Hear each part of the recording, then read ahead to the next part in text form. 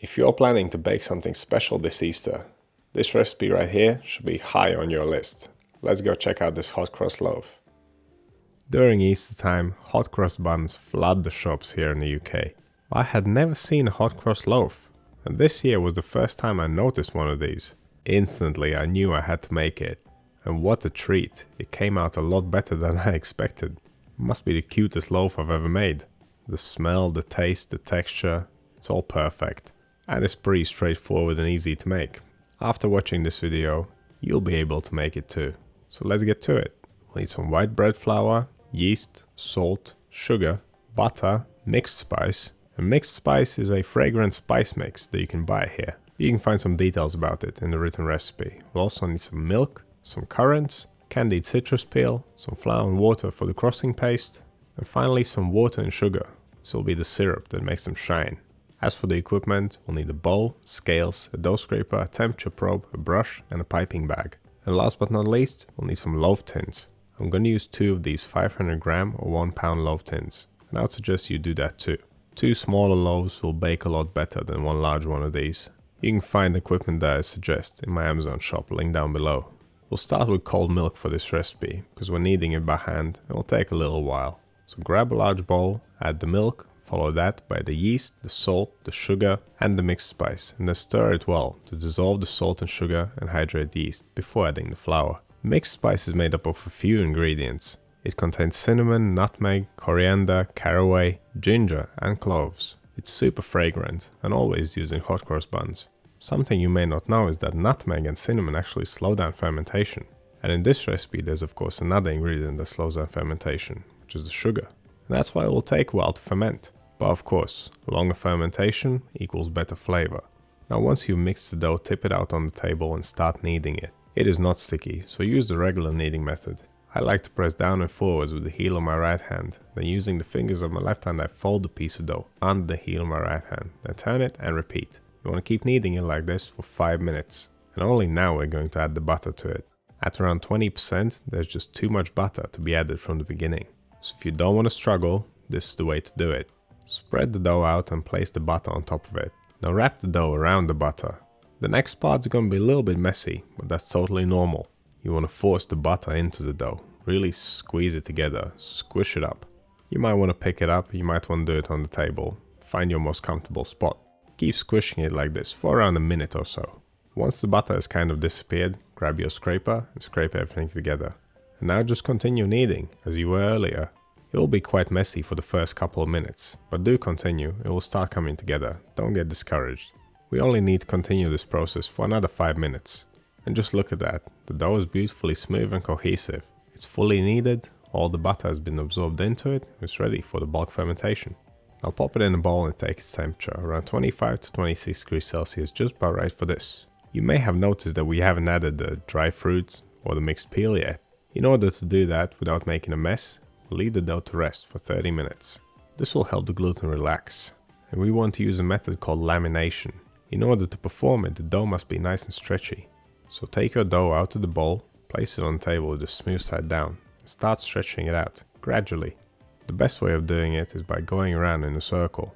And look, there's no exact measurements. Just stretch it until it starts tearing.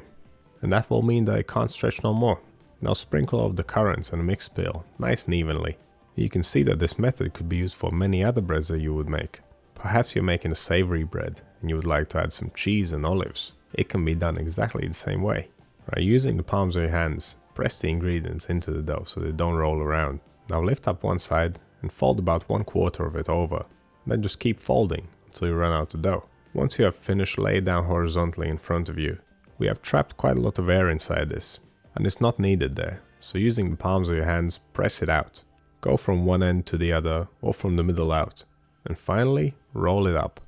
Now the final step is not 100% necessary, but I always like to do it. Knead it a couple times, just until the filling starts popping out. I do this to press out all the excess air pockets. But of course in the process it kind of ruins the surface. But don't worry, this will all be fixed as we ferment and fold and shape it. And speaking of fermentation, this can go in a bowl now. Cover it up and leave it for 1.5 hours. It should start noticeably puffing up during this time. And halfway through bulk fermentation, we'll give it a fold. The folding step will again help with distributing those ingredients evenly throughout the dough, and it will help with degassing and equalizing the temperature in it. It will also ensure that the dough is nice and cohesive, because adding all those currants and mixed peel kind of ruined the structure of it. As you fold it, stuff will fly around, so collect it all up again. If you would like to learn more about folding, check out the episode in the Steps of Baking playlist. Right, so once your fold is done, pop it back into the bowl, cover it up, and leave it for another hour and a half. And now it should really start puffing up. At this point, we can divide the dough and pre-shape it. I'm making 2 small loaves, so I'm going to divide it into 4 equal pieces, as each loaf is made up of 2 buns. You can of course make 1 large loaf, but use a loaf tin that is wider and longer instead of being narrower and higher. See how well the dough is fermented. It has a nice loose cross section, and it is soft and bouncy. If your kitchen is cool and your dough is taking longer to ferment, then leave it for longer. You don't want to rush this. It ain't gonna be no fun eating a dense loaf, trust me. Okay, after dividing, these bits look a little bit rough, so we need to pre-shape them. Take a piece of dough, flatten it out, then fold the edge over the middle, going around in a circle until you reach the point where you started. It's exactly the same as the fold that we performed earlier. The pre-shaping step is just there to make everything nice and uniform. After it, we need to cover the dough balls up and let them rest for around 30 minutes. This will give enough time for the gluten to relax and make them easier to shape. To do the final shaping, take a dough ball, place it on the table with the smooth side down, then flatten it out into an oval shape. Now cross the 2 sides over in the middle, and then starting from the top, roll it up. Then you can roll it nice and tight.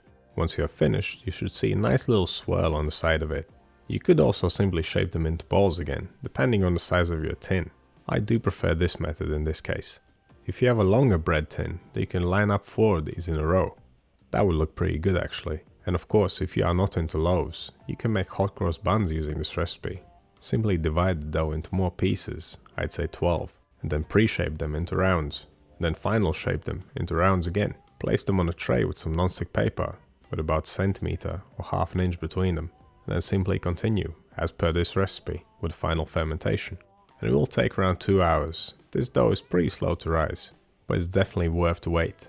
During the final hour of fermentation, preheat your oven, 160 degrees Celsius, fan on, and that is 320 degrees Fahrenheit.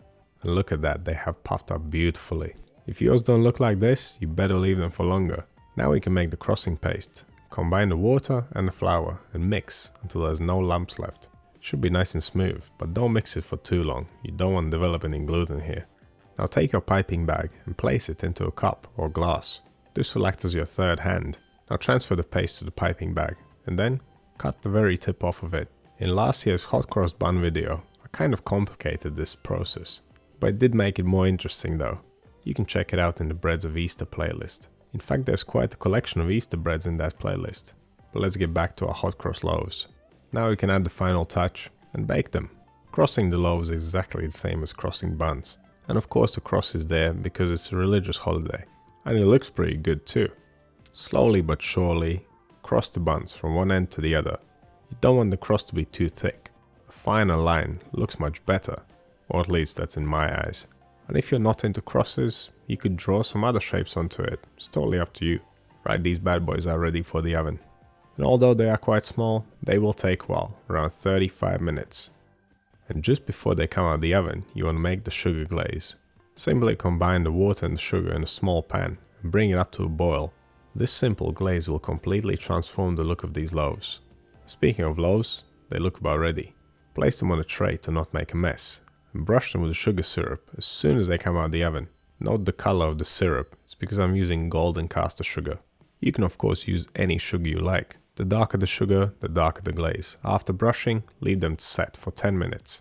This will cool the loaves down enough so you can handle them. It will keep them from losing their shape as they're cooling down. And that, my friends, is how you make a hot cross loaf. It is so simple, but look at the result. It's absolutely beautiful. I can't believe how well these turned out. And now you can make them too. And if you do, you might want to check out my Flickr page where you can share your photos with me and other bakers from this channel. You'll find the link in the pinned comment down below. So what do you think of this recipe? Let me know down in the comments. See more videos like this one? Click right here. Subscribe to the channel, click over here. That's all I have for you today. Thank you so much for watching, and I'll see you in the next one.